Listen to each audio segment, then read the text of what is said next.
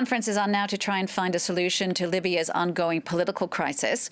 Leaders from the different factions are meeting in Sicily with other countries, hoping to try and stabilize the nation. They want to boost the fight against Islamic militants and stop illegal migrants crossing the Mediterranean to Europe's southern shores. Well, to talk a bit more about this conference with me now, I'm joined on the set by investigative journalist and author Roumiana Ougartchinska. Thank you so much for coming in.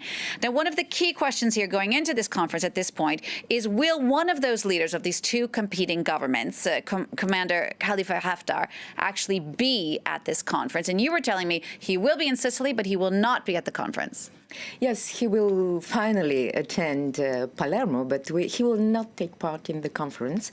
And it was discussed 1 week ago when he visited the Prime Minister of Italy, and he was quite clear why he doesn't want. He said he doesn't want to discuss and to be at the same table as representative of groups or personalities linked to Al-Qaeda, and he's especially talking about Khalid Mishri, who is the president of the High State Council settled in Tripoli. So do you think that they can move forward in any way on the political crisis if he is not there at the table? It would be very difficult because they need each other to find a solution, and they are trying to. Actually, there is some discussions and talks between the House of Representatives settled in Tobruk and the Western High State Council. They decided to go forward for a new presidential council. They now are discussing who will be inside the presidential council of 3 members, not the actual one. This presidential council should choose a new prime minister. So the Libyans are discussing about, they are trying to find a solution. It's not going so fast. And also the representative of the United Nations, Mr. Hassan Salameh, presented 2 days ago a roadmap also to try to solve the discord between East, West, and also the South. Nobody is talking about the South, but there is huge problems here because of migration, because of smugglers, because of terrorist groups.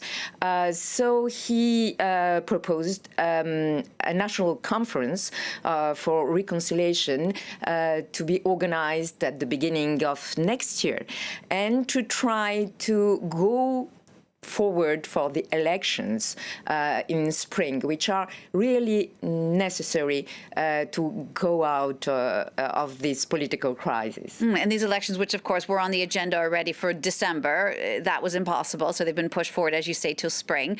But what's the goal, the end goal? Will it become one government finally for Libya after these two competing governments for 4 years now? So there is no competing governments, I would say. There is different institutions, some recognized, some not recognized. For sure, there is a parliament recognized by international community, and also this government of national accord recognized by international community, but not recognized by the parliament, which is the only one body to be elected in Libya.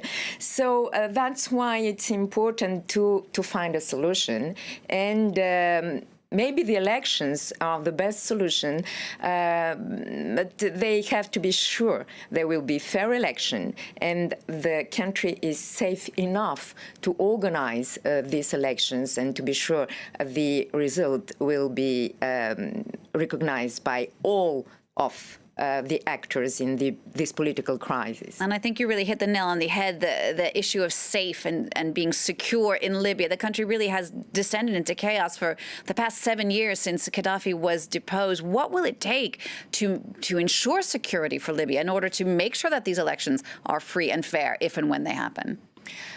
First of all, there is the crucial question about the militias. They are the real rulers in Tripoli. Even they are the rulers of the institution linked to this government of national accord of Fayez Sarraj, and even Hassan Salameh told that in front of the Security Council of the United Nations. So it's very important to first to solve the problem with this militia and to be sure that the country will have real institution for security, a unified army and also a state police. This is really the main important problem they will have to solve, because now even the government of national accord, which is recognized by the international community, cannot rule even in Tripoli because of this militia.